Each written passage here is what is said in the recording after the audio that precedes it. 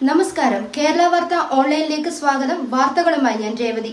കൊൽക്കത്ത പശ്ചിമ ബംഗാളിൽ 15 വയസ്സുകാരിയെ പെൺകുട്ടിയെ ബലാത്സംഗം ചെയ്ത കേസിൽ പ്രശസ്ത യൂട്യൂബറായ അരബിന്ദ മണ്ഡലുവും മകനും അറസ്റ്റിൽ. പശ്ചിമ ബംഗാളിലെ നോർത്ത് 24 പർഗാനാസ് ജില്ലയിലാണ് സംഭവം. ഏതാനും മാസങ്ങൾക്ക് മുൻപ് റീൽസ് ചിത്രീകരണത്തിന്റെ ഭാഗമാക്കാമെന്ന് പറഞ്ഞാണ് അരബിന്ദ മണ്ഡലും മകനും പെൺകുട്ടിയെ സമീപിക്കുന്നത്. റീൽസ് ചിത്രീകരണത്തിനിടയിൽ വിവിധ സ്ഥലങ്ങളിലേക്ക് പെൺകുട്ടിയുമായി ഇവർ യാത്ര ചെയ്തിരുന്നു. ഇതിനിടയിൽ പെൺകുട്ടി വസ്ത്രം മാറുന്ന ദൃശ്യങ്ങൾ ഇവർ രഹസ്യമായി പകർത്തുകയും പിന്നീട് പെൺകുട്ടിയെ ഭീഷണിപ്പെടുത്തി ബലാത്സംഗം ചെയ്യുകയുമായിരുന്നു.